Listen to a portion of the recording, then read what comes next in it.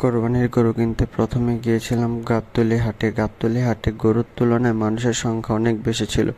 মানুষের সংখ্যা এত বেশি ছিল যে গরু দেখা যাচ্ছিল না। গরুর পরিমাণ খুবই কম ছিল, তুলনামূলক বেশি ছিল, কিন্তু দাম অনেক বেশি ছিল। তার ব্যাপারীরা গরু ছাড়তেই চাচ্ছিল না, যার কারণে গাবতলী হাট থেকে প্রথমে গরু কিনতে পারিনি। তারপর গিয়েছিলাম আমরা তিব্বত গরুর হাটেও সেম, মানুষের তুলনায় গরুর সংখ্যা খুব কম আর দামও অনেক চড়া। গরু কিনতে পারছিলাম না কোনো মতেই। গরুর দাম অনেক, প্রায় দ্বিগুণ গত বছরের তুলনায়। এই বছরের মানুষের চাহিদার চাইতে গরুর চাহিদা খুবই কম। গরু তেমন পাচ্ছিলাম না। মাঝে মাঝে মানুষের মাথায় দেখা যাচ্ছিল, গরু খুঁজে পাচ্ছিলাম না। তারপর অনেক কষ্টে যে একটা গরু পছন্দ হয়েছিল, কিন্তু গরুটা দেখতে দেখা যাচ্ছে অনেক রাগী।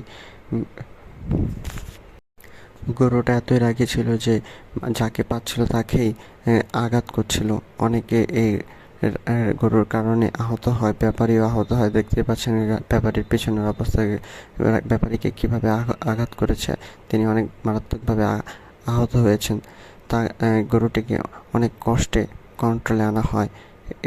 গরুর ভয়ে হাটের বেশিরভাগ মানুষই ভয় পাচ্ছিল, কখন জানি কারোর উপরে আক্রমণ করে। আমিও ভয় পাচ্ছিলাম। তারপর অনেক কষ্টে গরুটাকে বাঁধতে সক্ষম হয়। তারপরে অনেক ঘোরাঘুরি করে পছন্দ মতো গরু পাচ্ছিলাম না। হাটে অনেক পরিমাণে গরু ছিল, কিন্তু বিক্রেতা কোনো মতেই গরু চাচ্ছিল না।